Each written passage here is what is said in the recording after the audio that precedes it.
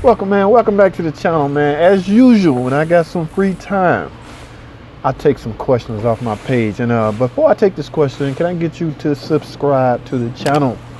That's right, I need some more subscribers. Plus, you can stay up to date. Well, anyway, let me go through with this question real quick. All right, she said, JT, my check engine light is on. This is a 2014 Town and Country. AutoZone scanned it and said that it's an evaporated emission system small leak. Then they suggested it's going to need a purge valve. What do you think? Well, evaporated small system leak, that's some professional word in there, and what they're basically saying is your evap system is leaking vapors into the atmosphere, and that is a no-no. That's not allowed in the automotive industry. Also, when you say they suggested a purge valve, yes, it could be a purge valve. It also could be a number of other things. You know what I'm saying? It's such as your gas cap, your ESIM. This is 2014, so yes, it's going to have an ESIM, but it doesn't matter. Depending on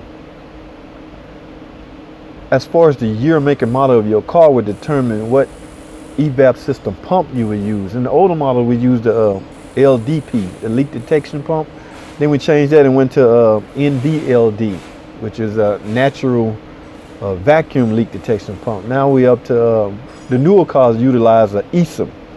ESIM, evaporative system integrity module, something like that. At any rate, they all basically do the same thing. They pressurize your system for a certain length of time to find out is fuel vapors escaping out into the atmosphere. And if it is, after I think 2 global trips, it will set a check engine light.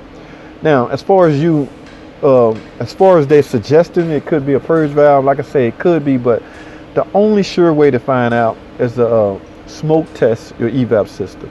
If you was to take that to a shop, they would probably charge you diagnostic time, and they probably would use that time to perform what we call a smoke test, evap smoke test. That's a procedure where they fill the evap system up with smoke, steam, and they look around and find out where the smoke or steam is escaping.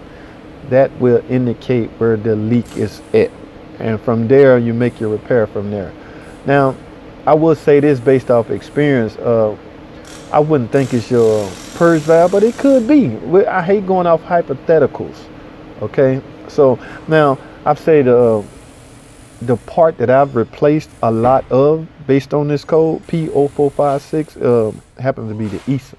So, again, I hate going off hypotheticals. I firm believer in diagnosing the car and making your repair based off your diagnosis. So, but if you want to guess at it,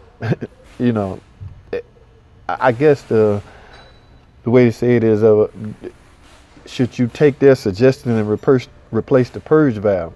Depends on how expensive it is. If it gets too expensive, you really don't want to be guessing. You shouldn't be guessing at all, but if you have no choice but to go there because of finances, then a gas cap is probably your cheapest guess. So it depends on how you look at it, but evap system need to be pressurized, and the leak need to be found that way. Okay, now I got a whole nother video coming up on utilizing a smoke machine and an air pressure machine. So that video gonna be pretty interesting, because doing the air test is really what I utilize a lot, because when we use a ball, it drops all the way down. If that ball stay down, that means there's no leak in the entire evap system, which means whatever repair you made is successful. That's how we go by, the repairs that we make. We will repair it and then verify that it's repaired. Okay, I don't want this video to be long, so interesting question. Thanks for asking. Thanks for watching, and remember to subscribe to the channel, and I'll see y'all in the next video.